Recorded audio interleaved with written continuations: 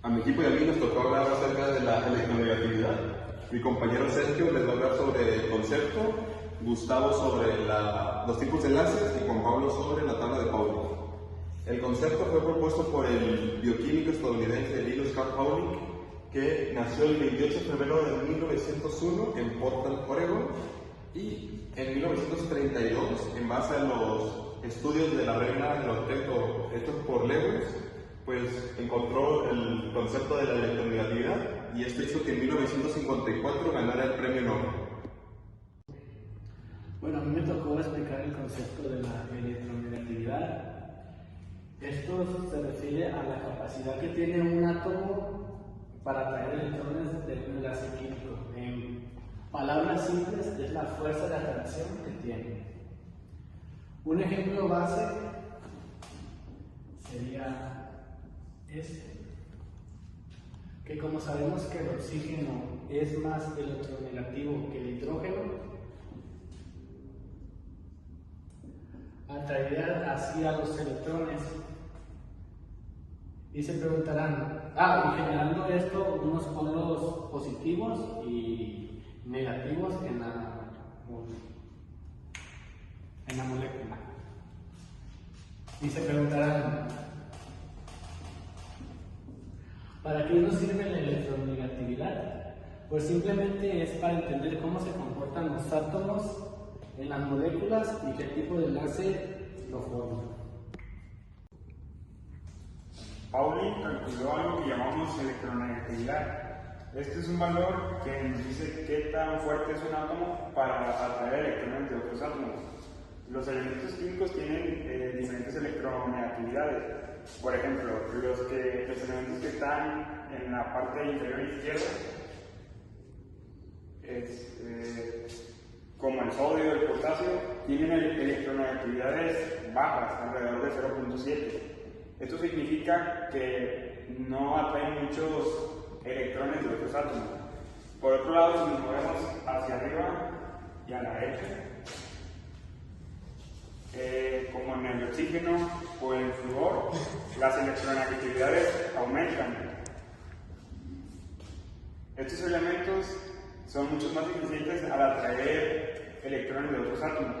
En resumen, la electronegatividad es una medida de la fuerza de un átomo para atraer electrones, y esta fuerza aumenta cuando los elementos se encuentran más arriba y hacia la derecha de la tabla periódica.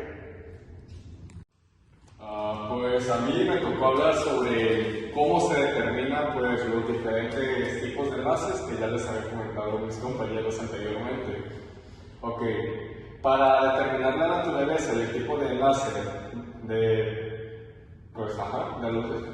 las diferentes interacciones de los elementos, se debe de restar la electronegatividad de los elementos que participan en esa combinación.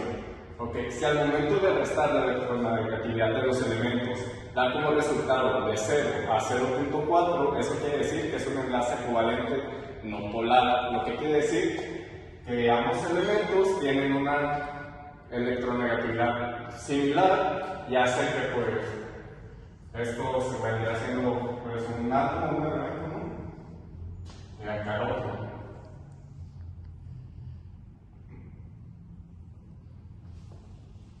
Bueno, eso quiere decir, o sea, que pues al tener una carga similar, los electrones de ambos elementos van a pues, circular de igual manera entre los dos. O sea, no va a haber uno que atraiga más electrones que el otro. Ahora, si al momento de realizar la resta de la electronegatividad da como resultado de 0.5 a 1.6, entonces nos da un enlace. Bueno, pues entonces en el enlace covalente polar, uno de los elementos tiene una fuerza más grande que el otro, o sea, pero no tanto, o sea, tiene una electronegatividad mayor, pero no es una gran diferencia.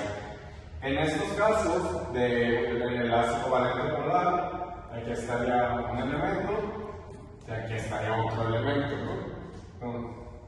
Aquí estarían pues las órbitas de los electrones, y los electrones quedarían de un solo elemento. Este al ser que tiene pues una mayor carga. Este elemento al tener una mayor cantidad de electrones hace que tenga una carga negativa.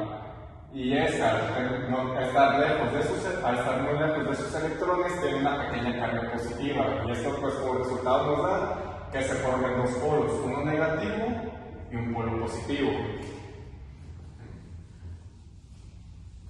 Ok, ahora, si al momento de restar la electronegatividad nos da como resultado de 1.7 a 3.3, ¿eso qué es? Quiere decir que uno de los elementos tiene mucha más cantidad de energía de electronegatividad que el otro. En esos casos, pues aquí estaría un elemento, ¿no?, con sus electrones, y aquí estaría el otro elemento. En este caso, este sería el que tiene mayor electronegatividad. Al tener una cantidad mucho más grande, le quitan uno de los electrones al otro elemento, haciendo que pues salte hacia el otro elemento y pues adquiere ese electrón, formando lo que se conoce como iones. En este caso se forma un ion positivo, que es el que perdió el electrón, y un ion negativo, que es el que ganó el electrón. Okay. Los iones son átomos de cualquier elemento, o sea, de diferentes elementos, ¿no?, que ganaron o perdieron uno o más electrones. Okay. Como recordaremos, un ion es un electrón, una molécula que pierde dos o más electrones, y pues de aquí se forman que uno quede con carga positiva y otro con carga negativa. Un catión es un electrón con carga positiva porque pierde electrones, entonces queda con más protones que electrones. Y un anión es un electrón con carga negativa porque está ganando electrones y queda con más electrones que protones. Entonces un ion es la diferencia que tiene de cuando un elemento no tiene la misma cantidad de protones y de electrones y forma una mayor cantidad de energía, ya sea positiva o negativa.